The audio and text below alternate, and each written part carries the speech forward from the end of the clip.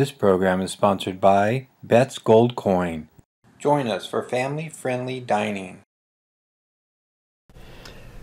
Hello folks, my name is Marshall Long. I'm District Supervisor of Mariposa County, and I want to welcome you to the inaugural Mariposa County Update. It is being sponsored by Bet's Gold Coin, and I have as my first guest Bob Borchard, who is the owner of Bet's Gold Coin. And I want to welcome you, and I want to thank you for having me be able to host this show, and your sponsorship is greatly appreciated. And of course, we're going to talk about Mariposa County and update Mariposa County.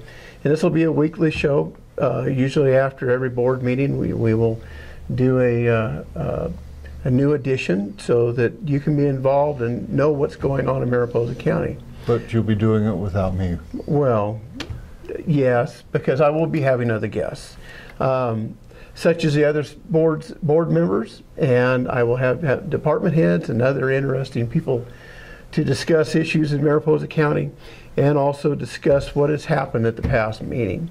We'll be going over the agenda later in the show, talking about what happened at the meeting yesterday on July 7th, so that you have a better understanding of how your government's working here in Mariposa County. You know, this is kind of a special moment. You know, the two of us talking on the show.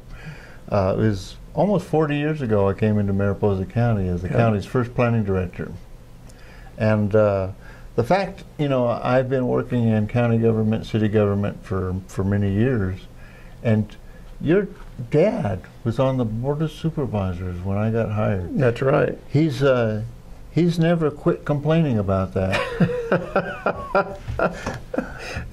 Well, at any rate, you were the first planning director for Mariposa County. Yes, I was. Yeah. And that was kind of an interesting challenge in and of itself. I'm sure it was. The point of the show is that you know, we've talked and others on the board. We have kind of a unique relationship with the public in Mariposa County. Yeah. Local government, democracy kind of is where the rubber meets the road at the local government level. Yeah, this is where we provide the services. You hear about Washington and Sacramento, but it's the county government that actually provides most of the services to the citizens in Mariposa County. And we're accessible. We're right here. You know where I live. You have my phone number. You have my email.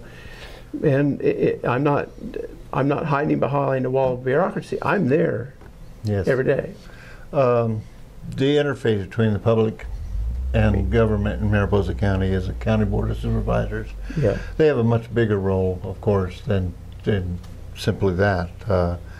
As I went through the 1,015-page agenda for this week, that's quite a package.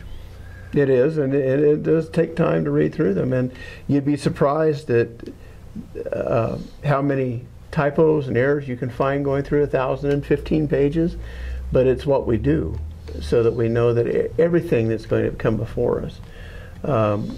So we have to study the agenda. It comes out on Friday. It's available on Friday, Saturday, Sunday, Monday.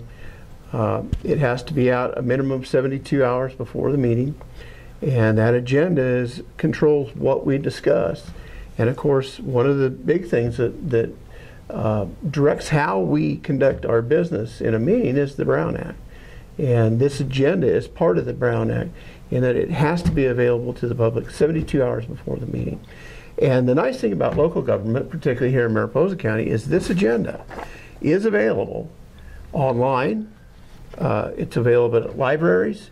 It's available at the county government center, but of course online is the easiest way to access it, and that is at mariposacounty.org. That is our website, and if you click over on the left-hand side of the page, it says Board of Supervisors. It'll bring you to the agendas and the minutes.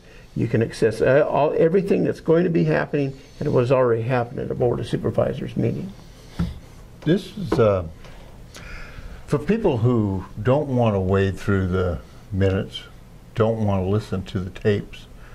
The purpose of this show is to kind of give them kind of a little short 10 or 15-minute overview of the board's actions for the week. That's right. And issues that are going on in the county with respect to maybe new road projects.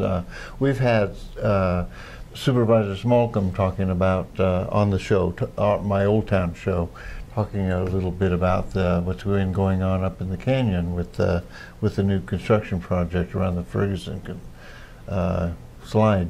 But so this is an opportunity for the board to really communicate with the public about what's happening in our county. That's right.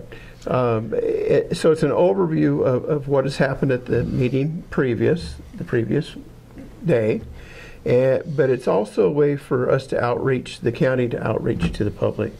So it's a smaller, shorter format than wading through all that information, as you say. Marshall, I've been working many years in fact, I went to college to learn how to be a bureaucrat. Oh God, I love that word. But I've been a bureaucrat for almost 40 years, over 40 years actually. And so I have a pretty good understanding about how local government works, city councils, Board of Supervisors, constitutional officers and appointed department heads. But maybe you can explain a little bit for the people out there about how our county government is organized. We have 5 members of the Board of Supervisors. They represent 5 different districts in the county. That's right, and they are all apportioned. Every 10 years, they are redistricted. There's 5 districts in the county. So every 10 years, because populations move around, they are redistricted, and each supervisor represents and is elected in that district. So it's accountability. That is accountability, direct accountability. Yes.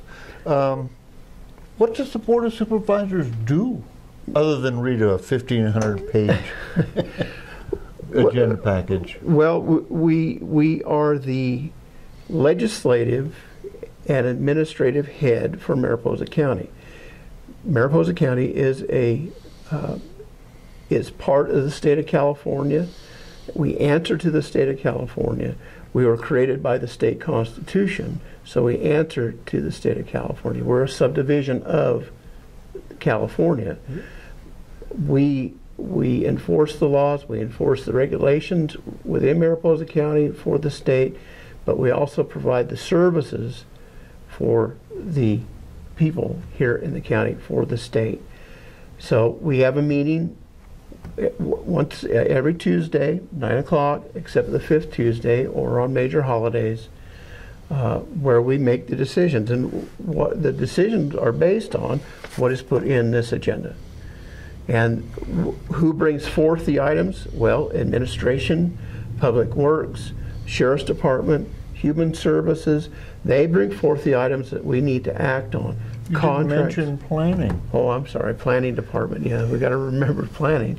Agriculture, all of the different departments within Mariposa County, so that they can hire people, open positions, close positions. Budgeting, that's coming up. It's coming in July. We're going to start the budgeting process. We have to wait till the state of California decides what their budget is, because a lot of the money just passes through Mariposa County, particularly in health and human services. We have very little of our general fund money going to health and human services because of a reorganization that took place several years ago.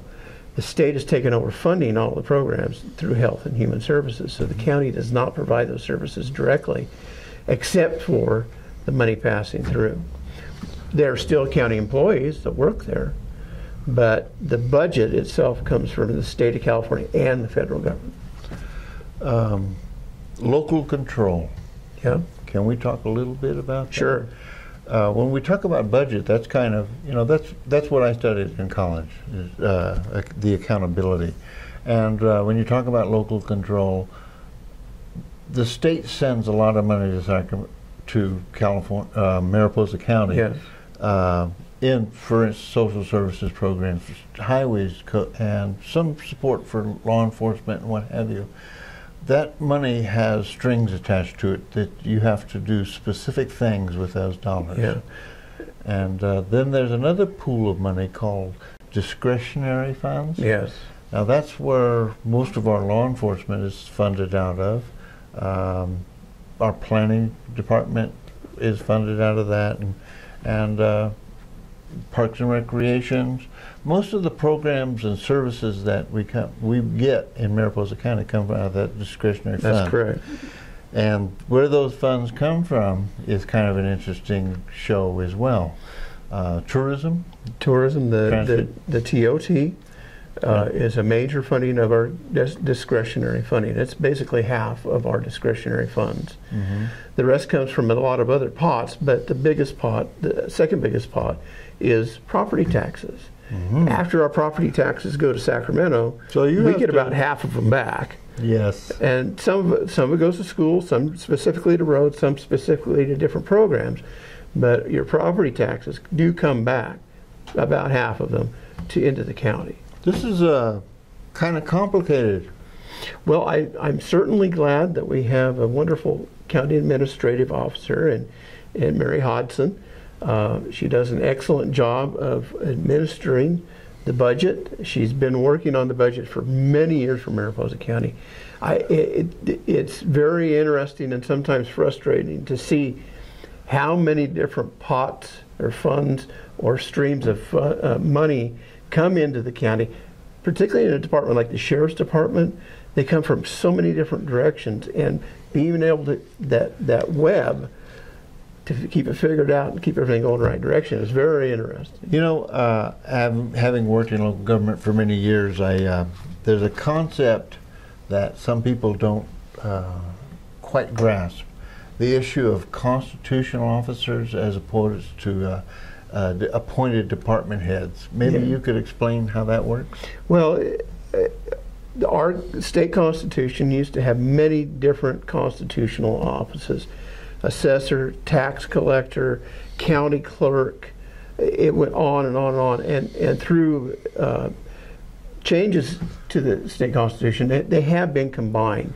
The tax collector, county clerk, combined, and many other offices. These are constitutional offices. They are voted on directly by the voters of Mariposa County. Mm-hmm. The department, like the supervisors. Like the supervisors, that's right. We are constitutional officers also. The other folks that operate the departments are called department heads. Public Works, Health and Human Services, all of the planning, yeah. Always got agriculture. These are appointed department heads, and the constitutional officers are directly responsible to the voters. The department heads are responsible to the Board of Supervisors. So there is a difference between the two, and we do, as supervisors, we do evaluate the department heads on an annual basis, but the constitutional officers we do not, because that's up to the voters of Mariposa County to do that. And the grand jury. And the grand jury. We're running a little late. We probably ought to talk a little bit about your agenda.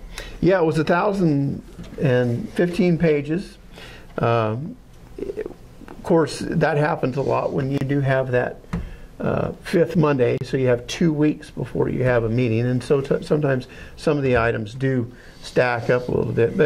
But we'll start out with the consent agenda, which is our items that are normally viewed as non-controversial. Mm-hmm. Renewing of contracts, amending contracts, changing positions within the county, creating a new position or deleting a position or changing. Those are the things that come before the board.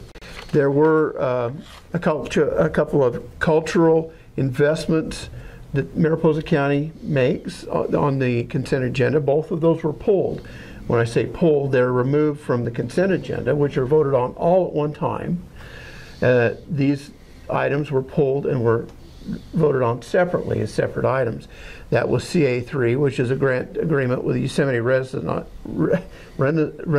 Incorporated for the Yosemite Renaissance. It's done in Yosemite National Park for their art project up there. That was pulled, and the $100,000 for the Tourism Bureau, which was set aside at the last budget hearings, and was set aside because there was the effort to raise the TOT here in Mariposa County, and that measure failed. So now we rediscuss that issue. So the consent agenda was passed on a 5-0 unanimous vote, and then the CA3, which was the Yosemite Renaissance, was passed again. That was $15,000 for the Renaissance, and that was $15,000, and that was passed. And then the CA11, which was the tourism, there was quite a bit of discussion on that. You folks are welcome to listen to the recording of it. That was a split vote, 3-2. So you guys don't agree on everything? No, we don't agree on everything, but we're still collegial. You know, that's nice. This board is very collegial. We respect each other's opinions. We respect each other's votes. We respect where we're coming from on these issues. One thing I do want to say is CA15, which came from Community Services, is to the folks up at Coulter Cafe, who provide senior meal services to the seniors. We had lunch up there the other day. The senior citizens on the north side. They went through a 27-page contract to provide nutritious meals to the seniors on the north side. Low cost? Low cost. You've probably spent more money on the paper than that the contract. could very well be. But for those folks to go through that process and still continue to do it year after year, I commend them for that. So there were 32 items on the consent agenda, which were passed unanimously, except for the 2 that were pulled. Then we did have some other planning issues. We'll talk about the regular agenda items. That's I. You know, can I bring up a couple of Sure. things? I read your agenda. Okay. Okay, and the Agricultural Commission and the Certified Farmers Market, you know what's going on right down the street right now. Yes, it is. And that's really cool. And just to give some kind of range in terms of what you guys get involved with.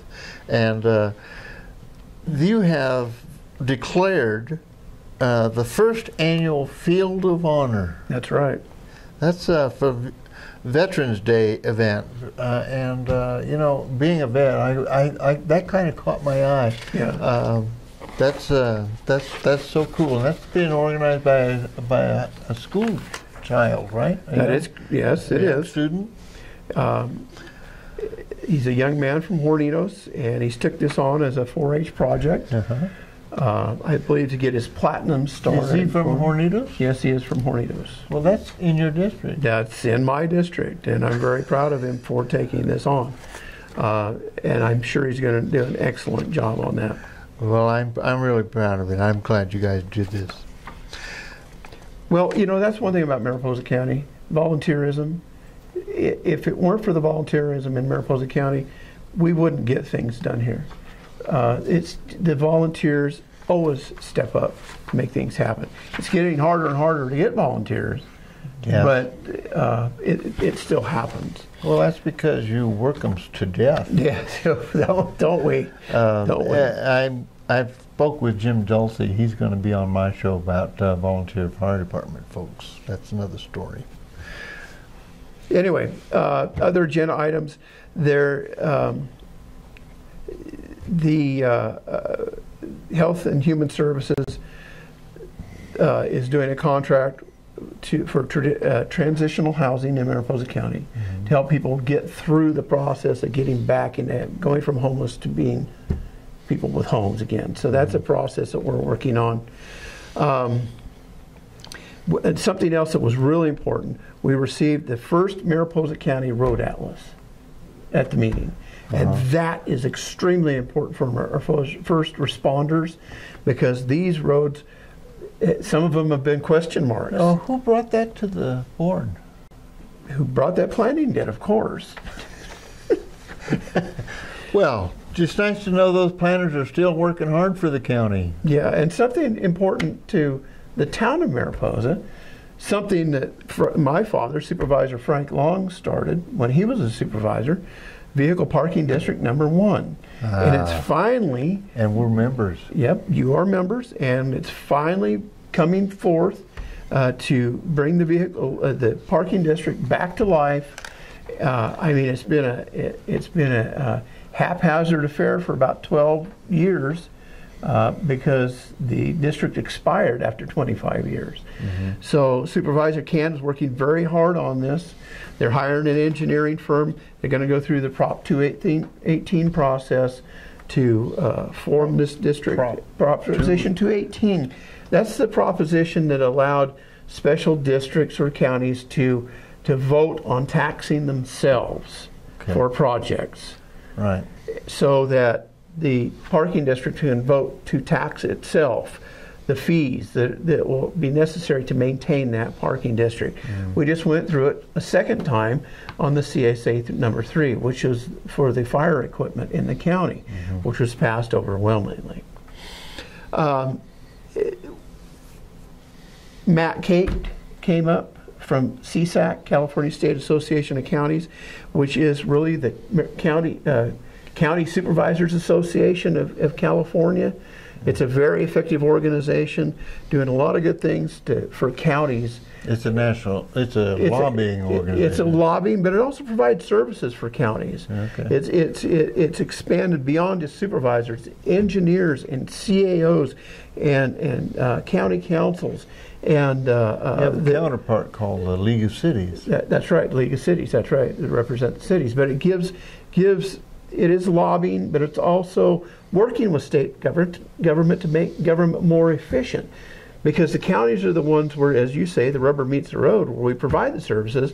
Well, sometimes and the cities. Sometimes the state doesn't understand the legislation they pass just doesn't work quite right, and we have to work on that. And they do that type of work for us.